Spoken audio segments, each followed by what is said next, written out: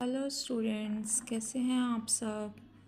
मैंने आपको अपनी लास्ट वीडियो के अंदर foreign exchange rate chapter start किया था, जिसके हमने कुछ टॉपिक्स कर लिए थे, जैसे meaning of foreign exchange rate, flexible exchange rate, determination of flexible exchange rate. I hope कि आपको वो टॉपिक्स क्लियर हो गए होंगे। आज की वीडियो के अंदर हम इस चैप्टर को कंप्लीट करेंगे। चलो अब करते हैं इसको शुरू। ठीक है, आज का हमारा फर्स्ट टॉपिक आता है impact of increase in demand for a foreign currency, कि अगर फॉरेन करेंसी की डिमांड बढ़ जाती है तो उसका क्या इम्पैक्ट रहता है। जब देश में फॉरेन करेंसी की डिमांड इंक्रीज़ हो जाती है ना, तो डॉलर कॉस्टली हो जाता है, जिससे इंडियन रुपीज़ का जो प्राइस होता है ना, वो डॉलर के कंपैरिजन कम हो जाएगा। इसी को ही करेंसी का डेप्रिसिएशन कहते हैं। मतलब हमारे देश की करेंसी का डेप्रिसिएशन कब होगा, जब डॉलर का प्राइस जो होगा वो बढ़ जाएगा और इंडियन रुपीज़ का प्राइस जो होगा वो डॉलर के कंपैरिजन गिर जाएगा, तो वो डेप्रिसिएशन ऑफ करेंसी कहलाएगा। हम जानते हैं कि जिस गुड की डिमांड बढ़ती है वह कॉस्टली हो जाता है, क्योंकि सप्लाई तो उस लेवल तक इंक्रीज़ नहीं हो पाती ना। अब इसी को एक एग्ज़ाम्पल के थ्रू हम समझते हैं। मान लो $1 80 का है। इंडिया की एक कंपनी अमेरिका से ना बहुत सारे स्मार्टफोन्स जो है ना वो इंपोर्ट करना चाहती है। अमेरिकन कंपनी रुपीज़ तो लेगी नहीं, तो उसको पेमेंट हमें किस में करनी पड़ेगी, डॉलर की फॉर्म में करनी पड़ेगी। तो अब इंडियन कंपनी क्या करेगी, कांटेक्ट करेगी परचेज़ करने के लिए डॉलर को बैंक से। इससे मार्केट के अंदर डॉलर की डिमांड ना अचानक से बहुत ज़्यादा बढ़ जाती है। डॉलर की जब डिमांड ज़्यादा बढ़ जाती है ना, उसके कारण उसकी वैल्यू ज़्यादा इंक्रीज़ हो जाती है, क्योंकि जिसकी डिमांड ज़्यादा होगी बेटा उसको ज़्यादा में ख़रीदने के लिए हर कोई तैयार होगा। अब वही $1 जो होगा ना, जिसके लिए हमें 80 रुपीज़ देने पड़ रहे थे, अब 85 रुपीज़ देने पड़ेंगे। पहले जो काम हमारा 80 रुपीज़ में हो रहा था, अब उसके लिए 85 रुपीज़ खर्च करने पड़ेंगे। यानी डॉलर कॉस्टली हो गया और इंडियन रुपीज़ का प्राइस जो था वो कम हो गया। इसी को डेप्रिसिएशन ऑफ डोमेस्टिक करेंसी कहते हैं। इसको हम एक कर्व के थ्रू समझते हैं। देखो, एक्स एक्सिस पे डिमांड एंड सप्लाई है फॉरेन करेंसी की, वाई एक्सिस के ऊपर आपका रेट ऑफ एक्सचेंज है। सबसे पहले ये आपका सप्लाई कर्व है जो एक पॉजिटिव स्लोप है, ये आपका डिमांड कर्व है जो एक नेगेटिव स्लोप होती है। यहाँ पर दोनों ने इंटरसेक्ट किया तो ये हमारी रेट ऑफ एक्सचेंज डिसाइड हो गई। अब बोला कि डिमांड एकदम से इंक्रीज़ हो गई, क्योंकि हम कौन सा टॉपिक कर रहे हैं, इंक्रीज़ इन डिमांड। डिमांड जब इंक्रीज़ होती है तो वो ऊपर की तरफ शिफ्ट होती है, जिसकी वजह से इस नए डिमांड कर्व ने सप्लाई कर्व को इस पॉइंट पर इंटरसेक्ट किया, जिसकी वजह से रेट ऑफ एक्सचेंज जो है वो बढ़ गया और R1 हो गया। आपको अगर पेपर के अंदर ये प्रॉब्लम आती है कि डिमांड किस तरफ इंक्रीज़ होगी, तो जब आपने इसको ऊपर की तरफ बढ़ाया तो देखो पहले डिमांड क्यू थी, अब डिमांड बढ़ करके Q1 हो गई, मतलब इंक्रीज़ होगी तो वो इस तरफ होगी। इसीलिए जब नया पॉइंट इक्विलिब्रियम का बना तो उससे हमारी जो रेट ऑफ एक्सचेंज है वो इंक्रीज़ हो गया। तो मतलब पहले 80 रुपीज़ का हमें डॉलर मिल रहा था, अब हमें 85 रुपीज़ का मिलेगा, क्योंकि हमारी रेट ऑफ एक्सचेंज जो है वो इंक्रीज़ हो चुकी है। अब हम बात करते हैं कि भाई क्यों डेप्रिसिएशन होता है, क्यों डॉलर की डिमांड बढ़ती है। अगर आपने ज़्यादा से ज़्यादा इंपोर्ट किया तो उसकी वजह से आपको डॉलर ज़्यादा चाहिए होंगे। फॉरेन इन्वेस्टमेंट आप कर रहे हैं या फॉरेन टूर पे आप जा रहे हैं, स्टडी के लिए जा रहे हैं, तो उस केस में आपको डॉलर की रिक्वायरमेंट ज़्यादा होती है। Impact of decrease in demand of foreign currency. जब फॉरेन करेंसी की डिमांड मार्केट के अंदर कम हो जाती है तो इसका मतलब होता है कि लोग फॉरेन करेंसी को कम खरीद रहे हैं। जब किसी भी चीज़ की डिमांड कम होती है ना, तो उसका प्राइस भी कम हो जाता है। फॉरेन करेंसी का प्राइस कम होने पर हमारी डोमेस्टिक करेंसी की पावर बढ़ जाएगी। इसी को फॉरेन करेंसी का एप्रिसिएशन कहते हैं। मतलब फॉरेन करेंसी सस्ती होना और हमारी डोमेस्टिक करेंसी का स्ट्रॉन्ग होना, यही हमारे लिए एप्रिसिएशन ऑफ डोमेस्टिक करेंसी है। पहले जो $1 परचेज़ करने के लिए हमें 85 रुपीज़ देने पड़ते थे ना, अब उसी को परचेज़ करने के लिए 80 रुपीज़ देने होंगे और हमारे 5 रुपीज़ जो हैं वो बच जाएंगे। ठीक है, इससे हमारा इम्पोर्ट जो होगा ना वो सस्ता हो जाएगा। अब इसी को एक एग्ज़ाम्पल से समझते हैं। मान लो विदेश से ना हमने $100 का सामान जो है ना वो इम्पोर्ट करना है, तो पहले उसके लिए हमें 85 रुपीज़ देने पड़ रहे थे, क्योंकि डॉलर का प्राइस 85 रुपीज़ था। ठीक है, अब रुपीज़ स्ट्रॉन्ग हो गया, अब हमें $1 जो है वो 80 रुपये में मिलना शुरू हो गया। तो अब हम उसी के लिए 8000 रुपीज़ पे करेंगे और 500 रुपीज़ जो होंगे वो हमारे बच जाएंगे। एक्सपोर्ट को नुकसान होगा, क्योंकि इंडिया एक्सपोर्टर अपना सामान फ़ॉरेन में सेल करके कम इनकम लेंगे, क्योंकि उनका सामान जो है वो फ़ॉरेन जो बायर्स हैं बेटा उनके लिए कॉस्टली हो गया। ठीक है, क्योंकि जो पहले तो $1 85 रुपीज़ का था, अब $1 के लिए 80 रुपीज़ देना पड़ रहा है, तो मतलब उन्हें ज़्यादा पैसा देना पड़ रहा है। तो इसीलिए इस चीज़ को इस तरीके से याद रखो। एप्रिसिएशन मतलब किसी को अच्छा बताना, ठीक है, उसकी वैल्यू को बढ़ा देना, उसकी इम्पोर्टेंस को बढ़ा देना। तो अगर डोमेस्टिक करेंसी का एप्रिसिएशन हुआ मतलब हमारी वैल्यू बढ़ गई, हमारे करेंसी की, रुपीज़ की। ठीक है, अब हमें $1 ख़रीदने के लिए ना कम पैसा देना पड़ता है, क्योंकि हमारे रुपीज़ की वैल्यू, जैसा कि डायग्राम के अंदर देखो, ये सप्लाई कर्व है और ये इसका डिमांड कर्व है। दोनों ने यहाँ इंटरसेक्ट किया तो rate of exchange are decided हो गया। जब डिमांड डिक्रीज़ हो जाती है और वो D1 पे शिफ्ट हो जाती है, तो दोनों ने यहाँ इंटरसेक्ट किया, जिसकी वजह से नई rate of exchange R1 decided हो गई और डिमांड भी Q से कम होकर के Q1 हो जाती है। तो आपने देखा कि डिमांड के कम होने पर रेट ऑफ एक्सचेंज भी कम हो गया। ठीक है, तो इसका मतलब पहले डॉलर अगर 85 या 80 रुपीज़ का आता था, ठीक है, इस एग्जांपल को ले लेते हैं, अगर डॉलर पहले 80 रुपीज़ का आता था तो अब वो कम होकर के 70 रुपीज़ में हो गया। इसी को ही अपनी करेंसी का एप्रिसिएशन कहते हैं। नेक्स्ट करते हैं impact of increase in supply of foreign currency means appreciation of domestic currency. Economics का एक सीधा रूल होता है कि जब किसी गुड्स की सप्लाई बहुत ज़्यादा बढ़ जाती है तो उसका प्राइस कम हो जाता है। जब देश में डॉलर बहुत ज़्यादा आने लगते हैं तो मार्केट में डॉलर की सप्लाई इंक्रीज़ हो जाती है, जिससे डॉलर की वैल्यू कम हो जाती है और हमारी करेंसी स्ट्रॉन्ग हो जाएगी। इसी को एप्रिसिएशन कहा जाता है। इससे इंपोर्ट सस्ता हो जाएगा, फॉरेन टूल सस्ते हो जाएंगे, पर एक्सपोर्ट्स को नुकसान होगा, क्योंकि डॉलर जो है वो पहले 80 रुपीज़ का था और अब उसके लिए आपको 70 रुपीज़ पे करने पड़ेंगे।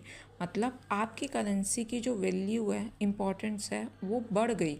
अब पहले $1 के लिए हम 80 रुपीज़ देते थे और अब हम उसके लिए 70 रुपीज़ देंगे। तो डायग्राम के अंदर देखो, सबसे पहले आपका डिमांड कर्व जो है वो आपका डी है, सप्लाई कर्व आपका एस है। दोनों ने यहाँ पर इंटरसेक्ट किया, जिससे rate of exchange are decided हुआ। सप्लाई आपकी इंक्रीज़ हो गई, जिसकी वजह से दोनों ने यहाँ इंटरसेक्ट किया और देखने पे ही पता चल रहा है कि सप्लाई इंक्रीज़ हुई है। पहले Q थी, अब Q1 हो गया, लेकिन जहाँ इंटरसेक्ट हुआ रेट ऑफ एक्सचेंज उससे कम होकर के R1 हो गया। तो इससे रेट ऑफ एक्सचेंज कम हो जाता है, मतलब $1 के लिए अब हमें कम पैसा देने की ज़रूरत पड़ेगी। इसी को एप्रिसिएशन ऑफ डोमेस्टिक करेंसी कहा जाता है। अब करते हैं impact of decrease in supply of foreign currency. जब मार्केट में फॉरेन करेंसी की सप्लाई कम होती है ना, तो हमारी डोमेस्टिक करेंसी का डेप्रिसिएशन हो जाता है। मतलब हमारा जो रुपया है ना बेटा, रुपीज़, वो वीक हो जाता है। इकोनॉमिक्स में ना एक सीधा नियम होता है कि जिस भी चीज़ की मार्केट में कमी होगी ना, वो महंगी हो जाएगी। जब देश के बाहर से आने वाले डॉलर कम हो जाते हैं तो मार्केट में ना डॉलर की ना कमी हो जाती है। डॉलर कम होने पर उसकी डिमांड बढ़ जाएगी, जिससे डॉलर जो होगा वो महंगा हो जाएगा। अब हमें डॉलर ख़रीदने के लिए ना पहले के मुकाबले ज़्यादा पैसे देने पड़ेंगे। इसी को डोमेस्टिक करेंसी का ना कमज़ोर होना या डेप्रिसिएशन कहते हैं। पहले जो $1 आपको 80 में मिल रहा था, अब 85 में मिल रहा है। अगर मैं बुक वाले एग्जांपल को देखूं तो पहले आपको 70 रुपीज़ में $1 मिल रहा था, अब आपको 80 रुपीज़ में मिल रहा है। अब इसको डायग्राम के थ्रू समझते हैं। ये सप्लाई कर्व है, ये डिमांड कर्व है, दोनों ने यहाँ पर कट किया तो rate of exchange R decided हुआ। जब सप्लाई को कम कर दिया गया तो को नया पॉइंट ये फाइंड आउट हुआ, जिससे रेट ऑफ एक्सचेंज R1 हो गया। मतलब रेट ऑफ एक्सचेंज R से इंक्रीज होकर के R1 हो जाता है जब हम सप्लाई को S से कम करके S1 पे शिफ्ट कर देते हैं। मतलब पहले डॉलर 70 रुपीज़ का था, अब डॉलर जो है वो 80 रुपीज़ का आपको मिलना शुरू हो जाएगा। नेक्स्ट टॉपिक आता है फिक्स्ड एक्सचेंज रेट। अभी तक हमने पढ़ा है कि फ्लेक्सिबल एक्सचेंज रेट का जो डिटर्मिनेशन होता है वो मार्केट फोर्सेस, डिमांड और सप्लाई ऑफ फॉरेन करेंसी के थ्रू होता है, ठीक है। और जो हमारी फिक्स एक्सचेंज रेट होती है ये गवर्नमेंट के थ्रू डिसाइडेड होती है। इसीलिए जब कोई भी देश अपनी करेंसी की वैल्यू किसी दूसरे देश की स्ट्रॉन्ग करेंसी के साथ हमेशा के लिए फिक्स कर देता है ना, इससे मार्केट के अंदर जितने भी उतार चढ़ाव होते हैं, ठीक है, उससे ना उनकी करेंसी की जो वैल्यू होती है ना वो कभी भी चेंज नहीं होती। इसको मैं एक एग्जांपल के थ्रू समझाती हूँ। मान लो आप रोज़ एक दुकान से ना 10 रुपये का एक पेन खरीदते हो, चाहे मार्केट के अंदर जितनी मर्जी महंगाई हो जाए या उन पेन की जितनी मर्जी शॉर्टेज हो जाए, दुकानदार ना आपके लिए ना उस पेन का प्राइस हमेशा 10 रुपीज़ ही रखेगा। इसी तरीके से फिक्स्ड एक्सचेंज रेट में भी ऐसे ही वर्क होता है कि गवर्नमेंट जो होती है ना वो इसे डिसाइडेड कर देती है और इसीलिए इसको फिक्स्ड एक्सचेंज रेट कहते हैं। करते हैं फिक्स्ड एक्सचेंज रेट का first part. When exchange rate is set higher than the equilibrium exchange rate, जिसे डिवैल्यूएशन ऑफ डोमेस्टिक करेंसी कहते हैं। गवर्नमेंट अपनी करेंसी का जो प्राइस है ना वो बहुत ज़्यादा महंगा रख देता है, मींस इक्विलिब्रियम रेट से ज़्यादा डिसाइड करता है, तो इसे ना बेटा ओवर वैल्यूएशन कहते हैं। और फिर बाद में उसे अचानक से सस्ता कर देता है, इसे ही हम डीवैल्यूएशन कहते हैं। एग्ज़ाम्पल के तौर पर मान लो $1 है जो है 80 रुपीज़ का, ठीक है। सरकार जिद पे अड़ गई और उस कहने लगी कि हमारा रुपया जो है भाई ये तो बहुत ज़्यादा कीमती है, तो हम $1 के बदले में ना सिर्फ 60 रुपये ही रेट रखेंगे। कागज़ पर तो जो रुपया था वो तो स्ट्रॉन्ग दिखा, लेकिन असलियत में तो महंगे रेट पर कोई भी विदेशी जो है ना वो भारत से सामान खरीदने को तैयार ही नहीं हो रहा, क्योंकि डॉलर इतना ज़्यादा मतलब रेट में मिलने लग गया। भारत का जो बिज़नेस है ना अब वो ठप होने लग गया। अब सरकार क्या करेगी अपनी गलती को सुधारने के लिए, अचानक से ना अनाउंस कर देगी कि भाई अब $1 का जो प्राइस है ना वो 90 रुपीज़ हो गया। सरकार ने क्या किया, खुद ही अपनी करेंसी की जो वैल्यूज़ है ना उसको बेटा 60 से कम करके ना 90 कर दिया। वैल्यू कम करने का मतलब रुपए को ज़्यादा पे करना $1 के लिए, तभी तो उसकी वैल्यू कम हो गई ना, इम्पोर्टेंस कम हो गई ना उसकी। अब रुपया जो था उसकी इम्पोर्टेंस खुद ही उन्होंने कम करके, पहले तो कहाँ $1 60 का मिलता था, ठीक है, मतलब हमारे रुपए की ज़्यादा वैल्यू थी। अब $1 को लेने के लिए हमें 90 रुपीज़ देना पड़ रहा है, मतलब हमारे रुपए की वैल्यू कम हो गई। इसी को ही डीवैल्यूएशन ऑफ डोमेस्टिक करेंसी कहते हैं। अब डायग्राम में देखो, ये फॉरेन करेंसी की सप्लाई है, ये फॉरेन करेंसी की डिमांड है, दोनों ने यहाँ पर इंटरसेक्ट किया, मतलब इक्विलिब्रियम रेट जो है वो बेटा R डिसाइडेड हो गई। बट गवर्नमेंट तो अपनी ज़िद पे अड़ी थी, उसने तो इससे ऊपर प्राइस रखना था, तो उसने इसके ऊपर कहीं पर प्राइस जो है वो डिसाइडेड कर दिया, मतलब 80 रुपीज़ उसने डिसाइडेड कर दिया। अब इस पॉइंट के ऊपर क्या हुआ, सप्लाई जो है वो डिमांड से ज़्यादा हो गई, ठीक है। इसीलिए गवर्नमेंट के लिए ये ज़रूरी हो जाता है कि वह इंटरनेशनल जो मार्केट है ना उसमें अपनी करेंसी के बदले फॉरेन करेंसी को ख़रीद कर इस एक्स्ट्रा सप्लाई को वो ऑब्ज़र्व करेगी, क्योंकि मार्केट के अंदर अब सप्लाई बहुत ज़्यादा बढ़ चुकी है, ठीक है। गवर्नमेंट के पास ना फॉरेन एक्सचेंज का स्टॉक जो है वो बढ़ना शुरू हो जाएगा। इससे किसी भी देश के जो ट्रेड होते हैं ना बेटा उसके ऊपर इफ़ेक्ट पड़ जाता है, जिससे आपके एक्सपोर्ट बढ़ जाएंगे, आपका इंपोर्ट कम हो जाएगा। तो इसी को ही, ये थी इसकी इम्प्लीकेशंस। नेक्स्ट टॉपिक आता है revaluation of domestic currency. Government के थ्रू ना अपनी करेंसी की पावर या वैल्यू को इंक्रीज़ करना रिवैल्यूएशन ऑफ डोमेस्टिक करेंसी कहलाता है। एग्जाम्पल के तौर पर मान लो $1 का प्राइस 100 रुपीज़ है। अब गवर्नमेंट क्या करेगी, रुपीज़ की वैल्यू को बढ़ा देगी और नया रेट डिसाइड कर देगी कि $1 जो है वो 50 रुपीज़ का है। इसका मतलब क्या हुआ कि हमारा जो रुपया है वो पहले के मुकाबले में डबल स्ट्रॉन्ग हो गया, ठीक है। जिससे फॉरेन गुड्स जो होती हैं ना वो बेटा सस्ती हो जाती हैं, फॉरेन टूल सस्ते हो जाते हैं, क्योंकि अब हमें कम रुपए देने होते हैं डॉलर के मुकाबले में, ठीक है। पर एक्सपोर्ट हमारे लिए महंगा हो जाता है, क्योंकि पहले हमें $1 के 100 रुपीज़ मिलते थे और अब हमें उसी $1 के कितने मिल रहे हैं, 50 रुपीज़ मिल रहे हैं, ठीक है। को एक डायग्राम के थ्रू समझते हैं। ये सप्लाई लाइन है और ये डिमांड लाइन है, ठीक है। दोनों ने इस पॉइंट पे इंटरसेक्ट किया तो रेट ऑफ इंटरेस्ट डिसाइडेड हो गया। अब क्या हुआ, गवर्नमेंट ने ना इस इक्विलिब्रियम जो रेट ऑफ एक्सचेंज था ना, इससे नीचे कहीं पर अपना एक रेट ऑफ एक्सचेंज मतलब डॉलर का प्राइस डिसाइड कर दिया। इस पॉइंट के ऊपर देखो, जो डिमांड है ना वो सप्लाई से ज़्यादा है, ठीक है। मतलब फॉरेक्स करेंसी की जो डिमांड है वो ज़्यादा है और सप्लाई जो है वो कम है। अब आरबीआई क्या करेगी, अपने फॉरेक्स से स्टॉक से सप्लाई को बढ़ा देगी और डिमांड को पूरा करेगा। यदि सप्लाई नहीं की जाएगी तो डॉलर की परचेज और सेल करने के लिए ब्लैक मार्केट स्टार्ट हो जाएगी।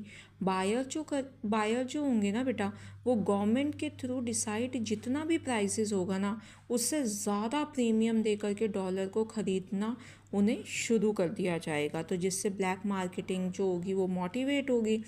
जो ट्रेड प्रोफाइल पर इसका इफ़ेक्ट क्या पड़ेगा, इससे हमारे एक्सपोर्ट जो होंगे ना वो कम हो जाएंगे और इंपोर्ट जो होंगे वो हमारे बढ़ जाएंगे।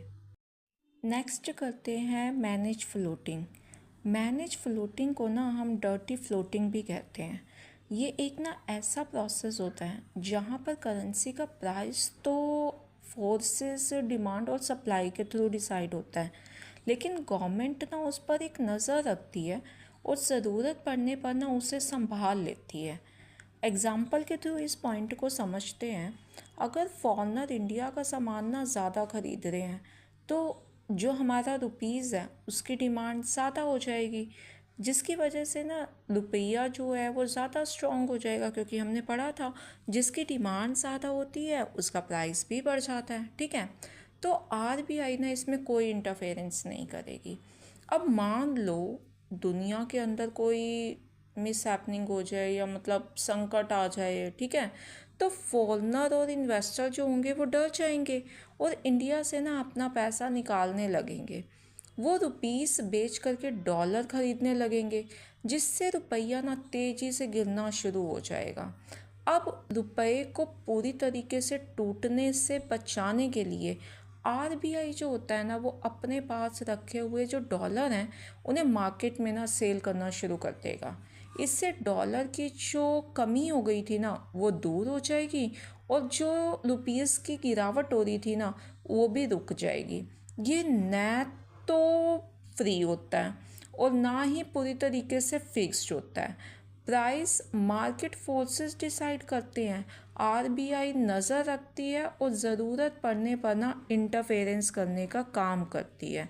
इसी को ही मैनेज फ्लोटिंग कहा जाता है। टॉपिक करते हैं बेटा इसके बाद merit and demerits of fixed exchange rate, जिसमें सबसे पहली आती है market stability and mobility of capital. इसके अंदर है कि डॉलर या रुपये का जो प्राइस होता है ना वो बेटा हमेशा फिक्स रहता है, क्योंकि फ़िक्स एक्सचेंज रेट की हम बात कर रहे हैं। इससे जो बिज़नेस करने वाले होते हैं ना बेटा उनको किसी भी तरीके का डर नहीं होता कि अचानक से कल करेंसी की वैल्यू क्या होगी, ठीक है, कहीं गिर गई तो उससे लॉस ना हो जाए। सेकेंड आता है growth of international trade. Price decide होने की वजह से ना दूसरे देश के साथ बिज़नेस करना बहुत ज़्यादा इजी हो जाता है, क्योंकि हमें पहले से ही पता होता है कि हमारा प्रॉफिट क्या होगा और उसकी कॉस्ट क्या आ रही है। Stable macro economic policy. RBI और जो गवर्नमेंट होते हैं ना बेटा, उनको बजट या इंटरेस्ट रेट डिसाइडेड करने में ना इजी हो जाता है, क्योंकि उन्हें एक्सचेंज रेट ना चेंज होने का कोई भी डर नहीं रहता। नेक्स्ट आता है devaluation, a key tool to expand foreign market for the domestic production. सरकार जो होती है ना, वो जानबूझ करके ना अपनी करेंसी का प्राइस थोड़ा कम कर सकती है, क्योंकि हमने डिवैल्यूएशन में पढ़ा था कि प्राइस कम कर देती है। इससे हमारा जो सामान होता है ना, वो फॉरेनर के लिए ना सस्ता हो जाता है और हमारा एक्सपोर्ट जो होगा ना, वो बढ़ जाएगा। नेक्स्ट आता है अ चेक ऑन इन्फ्लेशन। इन्फ्लेशन मतलब महंगाई। गवर्नमेंट पर ना इन्फ्लेशन को कंट्रोल करने का ना बहुत ज़्यादा प्रेशर होता है बेटा। अगर देश के अंदर महंगाई बढ़ेगी तो फॉरेनर्स के लिए सामान हमारा महंगा हो जाएगा और वहाँ बिकना बंद हो जाएगा, और जो देश है ना, उसके फॉरेक्स खाली हो जाएंगे। इसी वजह से ना फिक्स एक्सचेंज रेट के अंदर ना वो महंगाई को कंट्रोल में रखने का काम करता है। करते हैं बेटा इसके डीमेरिट्स। सबसे पहला, रिजर्व ऑफ फॉरेक्स। जो एक्सचेंज रेट होता है ना, उसको डिज़ायर लेवल तक मेंटेन करने के लिए ना गवर्नमेंट को अपने पास फॉरेक्स करेंसी का ना स्टॉक रखना पड़ता है, और गवर्नमेंट ना इसका यूज़ किसी डेवलपमेंट वर्क में कर ही नहीं पाती है। ठीक है, तो ये इसकी एक डीमेरिट है। नेक्स्ट है inefficient allocation of resources. Government exchange rate ना खुद डिसाइड करती है, तो ना रिसोर्सेज को ना सही जगह पर ना यूज़ नहीं कर पाती वो, इसकी वजह से, क्योंकि एक ही बार फिक्स्ड हो जाती है एक्सचेंज रेट। ठीक है। थर्ड आता है small size of forex market. Currency का प्राइस ना पहले से ही फिक्स होता है, इसीलिए जो लोग होते हैं ना बेटा, वो प्रॉफिट के लिए ना फॉरेन करेंसी की ना ट्रेडिंग ही नहीं कर पाते, जिससे फॉरेक्स मार्केट का साइज़ ना छोटे का छोटा ही रह जाता है, और ग्लोबल इकोनॉमिक ग्रोथ जो होती है ना, वो इसकी वजह से धीमी पड़ जाती है। फोर्थ डीमेरिट आती है डिस्करेज वेंचर कैपिटल। अब इस पॉइंट को समझने से पहले हम वेंचर कैपिटल का मीनिंग समझ लेते हैं। मान लो आपके पास बिजनेस शुरू करने के लिए ना कोई बहुत अच्छा आइडिया है, और आपके आइडिया की ग्रोथ भी फ्यूचर में बहुत ज़्यादा होने की पॉसिबिलिटी है, लेकिन ना आपके पास ना उसको शुरू करने के लिए या उसे आगे बढ़ाने के लिए ना मनी की कमी है। तब वेंचर कैपिटल फर्में जो होती है ना, वो आपके आइडिया में पैसा लगाती हैं। आपने फ्लिपकार्ट, जोमेटो, स्विगी, ओला कैब्स, इन सभी फर्मों के नाम सुने होंगे। कभी ये बहुत छोटी फर्में हुआ करती थी, वेंचर कैपिटल की वजह से ही ये बड़ी फर्में बनी हैं। तो जब फिक्स्ड एक्सचेंज रेट होती है ना, तो इंटरनेशनल जो फॉरेनर्स हमारे इन्वेस्टर होते हैं ना, वो हमारे देश के अंदर ना इस तरीके के नए बिजनेस में ना पैसा इन्वेस्ट करने से ना बचते हैं, मतलब डिस्करेज होते हैं। नेक्स्ट आता है इसके बाद fixed exchange rate may not be the equilibrium rate. हमें मालूम है फिक्स्ड एक्सचेंज रेट जो होती है वो हमेशा इक्विलिब्रियम एक्सचेंज रेट से या तो अबव या बिलो डिसाइडेड होती हैं। ठीक है, तो ये एक्चुअल एक्सचेंज रेट तो कभी भी नहीं होती। नेक्स्ट, फ्लेक्सिबल एक्सचेंज रेट की मेरिट्स की बात करते हैं। मेरिट्स का के अंदर ना आपने जो फिक्स एक्सचेंज रेट की डीमेरिट्स थी ना, उन्हीं को ही आपने अपोजिट करके इसके अंदर मेंशन कर देना है। जैसे इसमें लार्ज रिजर्व ऑफ फॉरेक्स की ज़रूरत नहीं होती, इफ़िशिएंट एलोगेशन ऑफ रिसोर्सेज होता है, जो फॉरेक्स मार्केट है उसका साइज़ भी लार्ज होगा, इंटरनेशनल मोबिलिटी और लिक्विडिटी भी होगी इसके अंदर, और वेंचर कैपिटल भी ज़्यादा से ज़्यादा की जाएगी। फ्लेक्सिबल एक्सचेंज रेट सिस्टम की डीमेरिट्स। डीमेरिट्स में पहला आता है मार्जिनलाइजेशन ऑफ वीक करेंसी। जैसा कि हमें पता है कि स्ट्रॉन्ग हमेशा वीक को दबाने की कोशिश करता है, इसी तरीके से जो स्ट्रॉन्ग करेंसी होती है वो वीक करेंसी को हमेशा दबाने की कोशिश करेगा, जिसकी वजह से वीक करेंसी जो होगी उसकी इकोनॉमी को सफ़र होना पड़ेगा, क्योंकि जो एक्सचेंज रेट है वो टाइम टू टाइम चेंज होती रहती है। सेकेंड आता है अनसर्टेनिटी ऑफ द मार्केट। हमें मालूम है कि फ्लेक्सिबल एक्सचेंज रेट जो होती है वो बार बार चेंज होती है, इसीलिए मार्केट के अंदर अनसर्टेनिटी जो होगी वो हमेशा बनी रहेगी। नेक्स्ट आता है a stable monetary policy not possible. जब flexible exchange rate demand and supply के थ्रू चेंज होती रहेगी, तो आप एक पर्टिकुलर पॉलिसी तो नहीं बना सकते ना, तो इसीलिए आरबीआई को मॉनेटरी पॉलिसी और गवर्नमेंट को फिस्कल पॉलिसी बनाने में प्रॉब्लम आ जाती है। नेक्स्ट आता है bilateral trade agreement become difficult. इसके अंदर जब भी दो कंट्रीज़ होती हैं उनके बीच का जो ट्रेड होता है वो करने में प्रॉब्लम आएगी, क्योंकि जो फ्लेक्सिबल एक्सचेंज रेट है वो टाइम टू टाइम चेंज होती रहती है। नेक्स्ट टॉपिक आता है why is foreign exchange demanded, कि भाई हम फॉरेन एक्सचेंज जो है ना, मतलब डॉलर वगैरह या दूसरी करेंसीज की डिमांड करते ही क्यों हैं। तो फर्स्ट आता है रीपेमेंट ऑफ इंटरनेशनल लोन। जब हमने कोई लोन लिया होता है और उसको वापस करना होता है तो हमें उसी देश की करेंसी मतलब डॉलर की ज़रूरत पड़ेगी। Investment in rest of the world, आपने दूसरे देश के अंदर इन्वेस्टमेंट करनी है तो वहाँ की करेंसी की ज़रूरत पड़ेगी। आप इंपोर्ट कर रहे हो तो पेमेंट तो आपको दूसरे देश की करेंसी में ही देनी है ना। आपने कहीं अब्रॉड में डायरेक्ट परचेजिंग करनी है, ग्रांट या डोनेशन देनी है उनको, ठीक है, पेमेंट करनी है उनकी इनकम्स की, या स्पेक्युलेटिव ट्रेडिंग करनी है, तो इसके लिए आप डॉलर की डिमांड करते हैं। नेक्स्ट आता है कि भाई सोर्स ऑफ फॉरेन एक्सचेंज, कि इसके अंदर हम पढ़ेंगे कि हमारी जो फॉरेन करेंसी है, ठीक है, डॉलर है, वो हमारे पास कैसे आएंगी। तो सबसे पहला एक्सपोर्ट किया जाएगा तो डॉलर जो होगा वो उसके बदले में हमें मिलेगा। Investment from the rest of the world, बाहर के देश ने आपके देश में इन्वेस्टमेंट करी तो इनफ्लो होगा। डायरेक्ट परचेज की रेस्ट ऑफ द वर्ल्ड के थ्रू तो पैसा आएगा। लोन आया रेस्ट ऑफ द वर्ल्ड से, ग्रांट और donation I rest of the world से, इनकम रिसिप्ट हुई हमें, रेमिटेंसेस हुए नॉन रेजिडेंट्स के थ्रू, हमारे रिश्तेदार है वो बाहर गए हुए हैं वहाँ से डॉलर भेज रहे हैं, ठीक है। तो ये सारे के सारे हमारे क्या होंगे, सोर्स होंगे फॉरेन एक्सचेंज के। का लास्ट टॉपिक करते हैं फॉरेन एक्सचेंज मार्केट।